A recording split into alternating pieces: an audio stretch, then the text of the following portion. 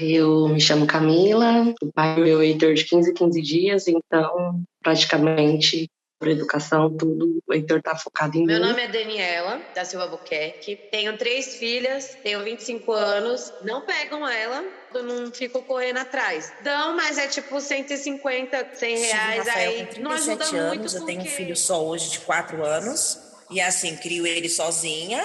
E eu só queria que ele fosse presente. Eu nem ligava para pensão, E eu nada. sou mãe solo de uma criança, uma menina que está prestes a fazer 7 anos. As mulheres são, inclusive, cobradas por ausência dessa figura paterna, se não conseguir manter essa figura paterna presente.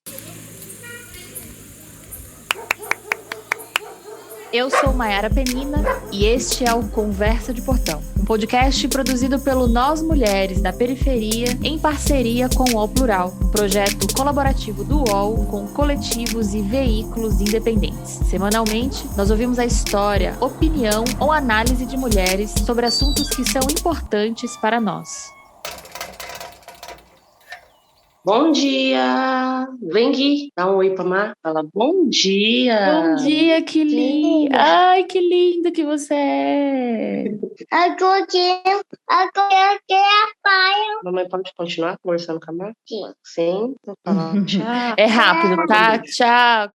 Eu passei os últimos meses acompanhando a rotina da Camila, da Daniela, da Eric e da Thaís, para entender qual o impacto da pandemia de Covid-19 no desenvolvimento das crianças na primeira infância, nas crianças de até 6 anos. Para mim, o melhor caminho para investigar isso foi de ouvir a história de quem cuida das crianças. E quem são? As mulheres, sabemos. E no Brasil, a maioria delas é mãe solo, ou seja, é responsável sozinha pelo cuidado e sustento de seus filhos.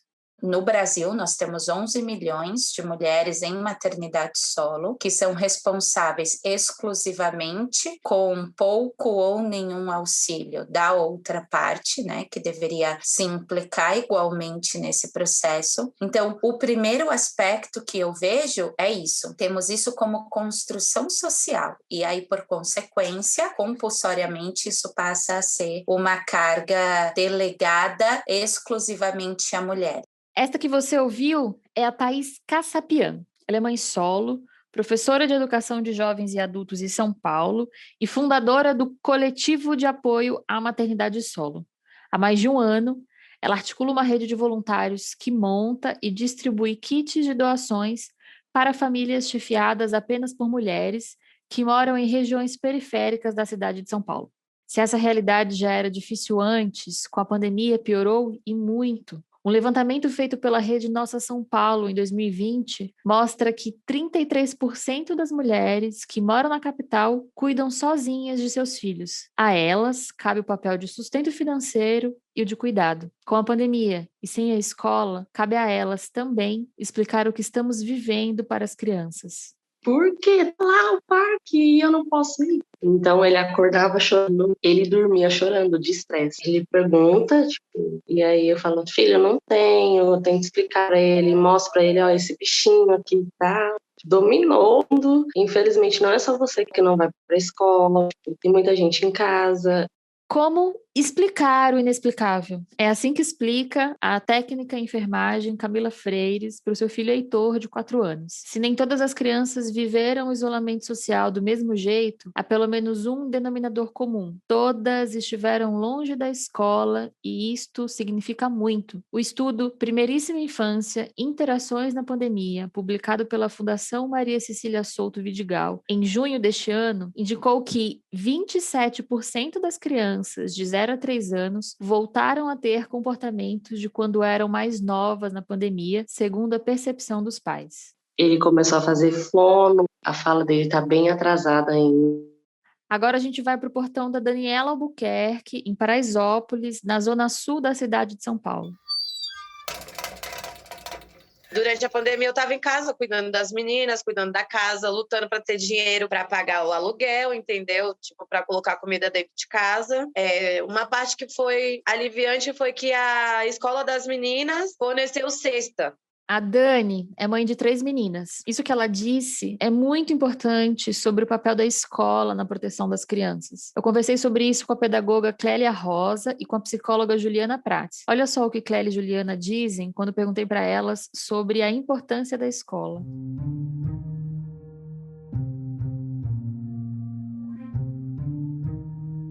Bom, acho que a primeira coisa importante da gente nunca esquecer é que educação é direito das crianças, né? Então, um direito constitucional já, enfim, garantido ali pela nossa Constituição, depois reforçado, né, pelo Estatuto da Criança e do Adolescente. E a escola, ela proporciona para as crianças o direito à educação e também o direito a uma vida coletiva, o direito de aprender e de se desenvolver no encontro e no convívio com outras crianças e com outros adultos. Numa sociedade como a nossa, a escola ela é também, né, lugar de ensino e aprendizagem, mas ela é também lugar de compartilhar a educação das crianças com todas as famílias.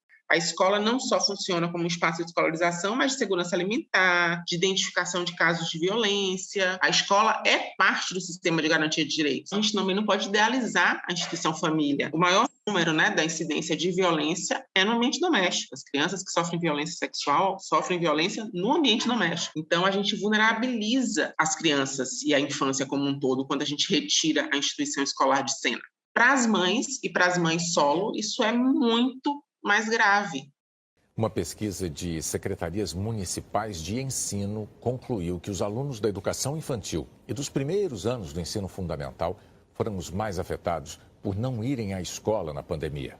Um levantamento de dirigentes municipais de ensino mostra que 95% dos 3.672 municípios consultados afirmaram ter dificuldades em usar a internet na educação à distância. Os estudantes dos primeiros anos do ensino fundamental representam 40% dos 5 milhões que perderam o contato com a escola em 2020, segundo o Unicef. Se tivesse a escola, eu estaria gastando bem menos. Nós que precisamos levar as crianças para não estar pagando alguém, porque a gente precisa trabalhar também, né? Não tem jeito, as aulas precisam começar, porque a gente precisa trabalhar, mas tem que deixar as crianças na escola para não estar tendo gasto em deixar com outras pessoas. Essa fala eu peguei no portão da Érica Rezende, em Taboão da Serra, região metropolitana de São Paulo. Ela é funcionária pública e atua na limpeza de uma escola. Érica é mãe do Rafael, de 4 anos. A gente já falou aqui no Conversa de Portão, em outros episódios, que a escola é mais que currículo. A escola é parte dos atores que garantem os direitos das crianças. No episódio 19, eu conversei com a educadora Macaia Evaristo e ela disse o seguinte, que a escola é um escudo protetor para as crianças, sendo importante inclusive para a segurança alimentar. Para analisar o cenário econômico e a situação das mães solo no Brasil, eu convidei a economista Regiane Vieira, que é mestre em economia política e pesquisa desigualdades. Você ouve agora alguns trechos da nossa conversa.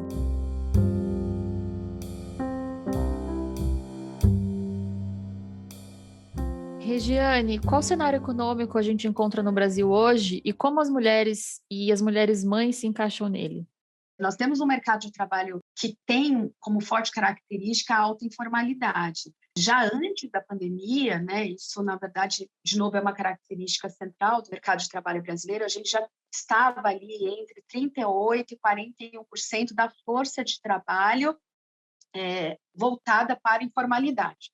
Isso dá mais ou menos entre 38 e 42 milhões de pessoas que estavam realmente vinculadas às atividades de maneira informal.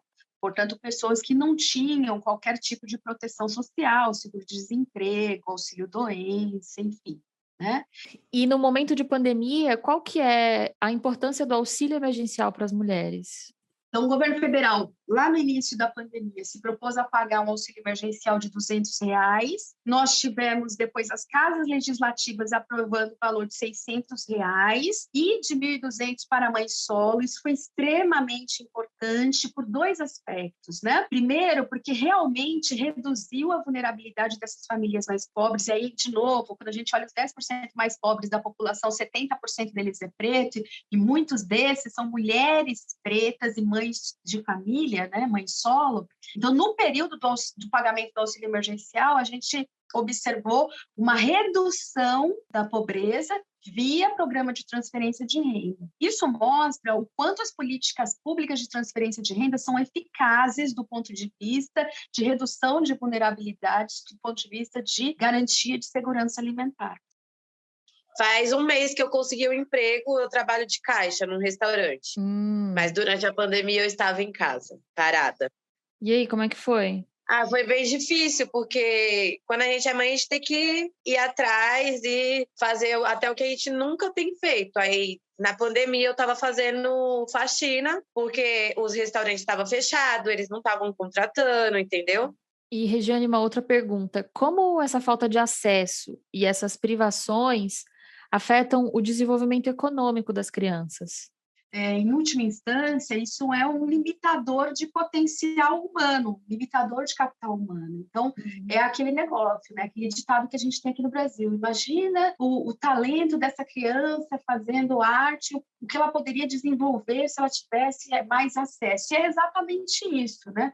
Quando a gente limita um grupo social, a gente, em última instância, limita o potencial de desenvolvimento do país. Existe um relatório da OCDE que se chama Elevador Social e que mostra o potencial de mobilidade social de cada país. A mobilidade social é aquela que mostra que uma criança nascida de uma família pobre, né, entre os 10% mais pobres da população, por exemplo, a gente tem ali 70% da população preta e muitas mães solo, quanto tempo essa criança levaria para ascender socialmente, ou seja, para que ela conseguisse melhorar a condição de renda dela. Considerando as atuais políticas públicas que nós temos disponíveis no Brasil, infelizmente, por essa pesquisa da OCDE, uma criança nascida entre os 10% mais pobres da população estaria presa no que é chamado de chão pegajoso, ou stick floor mesmo, né? Existe uma dificuldade tão grande das famílias de baixa renda de sair da pobreza, que se nada for feito em termos de políticas públicas, essa criança vai levar 9 gerações, né? Serão necessárias 9 gerações dessa família para que ela consiga mudar a sua condição de extrema pobreza. Com Ellen e Michelle estão 11 milhões de brasileiras que criam os filhos sozinhas, mulheres que não têm emprego formal e vivem abaixo da linha da pobreza. Com o fim do auxílio emergencial que garantia R$ 1.200 por mês, parte delas voltará ao Bolsa Família, que tem valores mais modestos, de até R$ 205 mensais. Porém, pelo menos 5 milhões não vão receber nenhum benefício social.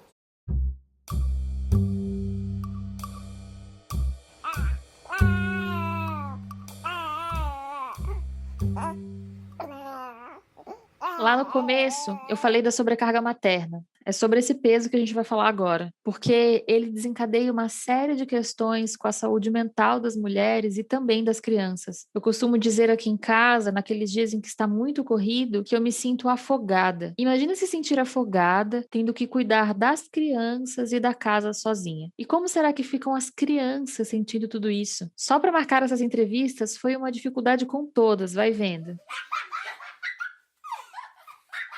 A mamãe tá conversando. Você espera um pouquinho? Você tá falando, já é maravilhoso. Você é o Heitor. Mãe, eu quero comprar. Eu não vou mentir, durante o começo da pandemia eu tava muito mal. Eu entrei em depressão, eu tentei me matar, mas graças a Deus não deu certo. Eu me arrependo até hoje porque eu tava pensando em acabar com a minha dor e não pensei nas minhas filhas. Só que é muito difícil. É muito difícil a sua filha pedir alguma coisa e você não tem como dar para ela. Agora a gente vai lá para um portão na Bahia conversar com a psicóloga Juliana Prats, que é mestre em Psicologia do Desenvolvimento e professora da Universidade Federal da Bahia. Juliana, quais são os prejuízos e impactos que você pode enumerar que a pandemia trouxe no Brasil para as mulheres, para as mães solo e para as crianças? Eu digo que a gente, inclusive, está suportando o que a gente consegue fazer, a gente está se equilibrando, mas a gente só vai viver o impacto disso depois que passar, né? A gente não pode nem viver o estresse pós-traumático, porque a gente ainda está no trauma. Então, é muito difícil poder mensurar esses danos. A gente já começa a ver sintomas, a gente já começa a ver relatos, sentimentos de medo, de tristeza, de irritação, de revolta, né? Misturado a um cansaço físico extenuante, porque o cuidado com as crianças, e quanto menores, mais é o cansaço físico. Isso é muito desgastante. Então, imagina a gente viver toda essa configuração. O que eu acho mais triste, assim, ruim, é porque a gente priva essas mulheres de viverem as delícias da maternidade, porque existem, né? Então, quando a gente sobrecarrega demais com aquilo que são as tensões, as exigências, a gente retira a possibilidade de uma interação de qualidade, de poder aproveitar as brincadeiras, de entender a criança como um apoio, como um suporte seguro, né? Como uma fonte de bem-estar. Mas as tensões são tão grandes que essas mulheres não conseguem nem aproveitar ou usufruir esse tempo. O trabalho é assim, você precisa dar conta de sobreviver, né? Exatamente. Que forte e que triste isso, né? Estamos privando as mulheres de viverem as delícias da maternidade. Porque sim, elas existem. Mas enfim, voltemos. Então, imagina o que é cuidar de um bebê, tendo compartilhado com alguém esse cuidado, e isso permitir o desenvolvimento de todos aqueles que cuidam. E quando você não tem esse suporte, você tem que se privar de algo. Não é possível fazer tudo. Então, em geral, a gente observa prejuízos, né? Prejuízos na saúde, prejuízos na qualidade dessa interação, sentimentos de sofrimento, de solidão, de isolamento. Então, a gente pode observar isso. Para a criança, quanto mais a gente tem um cuidador sobrecarregado, a gente diminui a possibilidade de uma interação de qualidade. Você imagina a diferença de poder cuidar de alguém, exclusivamente cuidar do bebê, quando você tem alguém que pode minimamente cuidar das tarefas domésticas, ou alguém que, enquanto você amamenta um bebê, pode dar conta de limpar a fralda, pode limpar a casa em volta, preparar uma comida, saber que você tem garantido esse direito da licença maternidade. Então, a experiência da maternidade com a rede de apoio e sem a rede de apoio são experiências absolutamente distintas. Acredito que todas as mulheres teriam direito a uma vivência da maternidade suportadas por uma rede de apoio. Isso é muito benéfico para todos. A gente está falando de qualidade de vida, de possibilidade de inserção social, de sentir prazer, reconhecimento. Uma pesquisa realizada pelo Departamento de Sociologia e Antropologia da Universidade de Valência, na Espanha, que apontou que pais e mães responsáveis pela educação dos filhos e que estão trabalhando em casa durante a pandemia são mais afetados pelo estresse, especialmente as mulheres. Das 10 mil mães que participaram da pesquisa, 86% afirmaram que estão tristes, apáticas e desmotivadas. O meu filho também. E ele fica muito irritado, eu sinto que ele fica irritado quando ele não estava com essa cuidadora, ele ficava muito irritado daquela mesmice do dia a dia, sabe? Porque eu não podia sair com ele pra rua, eu não podia fazer nada, ele só tinha que ficar dentro de casa. Foi muito complicado para ele também esse lado, mas é aquilo, né? Eu costumo falar que eu faço meu macramê, que é minha terapia, meu artesanato, que é a minha terapia, é onde eu esqueço um pouco das coisas e vou fazer a minha arte, que a única coisa que me salva é isso. E eu fico mais preocupada que é da onde eles vão guardando as lembranças, né? Daqui para frente, como é que vai ser a vida deles. Eles vai guardando memórias, né? Eu até fico muito triste com algumas coisas que eu não faço com ele por não poder, e essa pandemia também não deixar, em questão de sair mais com ele, de levar ele para conhecer outros lugares, e também em questão de dinheiro também, né? Eu quero encerrar este episódio com 2 pensamentos para você guardar depois de tirar o fone, independentemente de você quem seja, tendo filhos ou não. O primeiro é da Juliana Prates e o segundo da Camila Freires. Todos são responsáveis pelo cuidado da criança. A premissa do Estatuto da Criança e do Adolescente, que diz que é cuidado da família, da sociedade, do Estado, os direitos da criança, efetivamente deve ser entendido assim, né? Todos nós, enquanto coletivo, somos responsáveis. Então, isso não é quem pariu o Mateus que balance, não é essa ideia de que só é uma pessoa que é responsável por o cuidado dessa criança e será culpada se não conseguir suprir as necessidades dessas crianças. Por favor, as que podem ajudar uma mãe, ajude de coração aberto, porque eu não sei como eu sou grata, não sei nem como agradar a minha rede de apoio aqui. Não seja só guerreira, não dá para ser guerreira assim. A gente precisa de cuidado também, a gente precisa de amor, a gente precisa de atenção. E sim, nossos filhos precisam mais do que a gente, mas a gente também precisa de nem que seja 3% aí. Esse meu domingo de folga, que eu tô sozinha, eu quero deitar no sofá, eu quero acordar mais tarde, eu quero assistir os filmes que eu gosto, porque 100% é o Heitor. Então, nesse momento, tá? Se ame, tome um banho longo, tome cerveja, tome café, tome o que você gosta, tipo, assiste o que você gosta, ouça o que você gosta, mas tem esse momento, a gente precisa disso. Não dá para ser só mãe Sim. o tempo todo, a gente é mulher também. Se você acredita no nosso trabalho e na importância de ouvir mulheres para entender as questões da atualidade, considere nos apoiar na nossa campanha de financiamento coletivo. Vai lá em catarse.me/Nós Mulheres da Periferia e contribua a partir de R$10. Eu sou Mayara Penina e este foi o Conversa de Portão, um podcast produzido pelo Nós Mulheres da Periferia em parceria com o UOL Plural, um projeto colaborativo do UOL com coletivos e veículos independentes. Semanalmente, nós ouvimos a história, opinião ou análise de mulheres sobre assuntos que são importantes para nós. Este episódio recebeu o apoio da Bolsa de Reportagem Primeira Infância, Desigualdade, Covid-19 no Brasil, Venezuela e Colômbia, do programa Dart Center da Universidade de Colômbia. Você pode ouvir a gente no Spotify, Deezer, Google Podcasts e pro WhatsApp. É só se cadastrar na nossa lista de transmissão.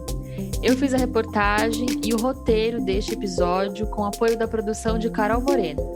A identidade sonora e a edição é de Trilhará. Neste episódio, utilizamos áudios de TV Globo, Rede TV e TV Bandeirantes. Hoje eu fico por aqui e até a nossa próxima Conversa de Portão.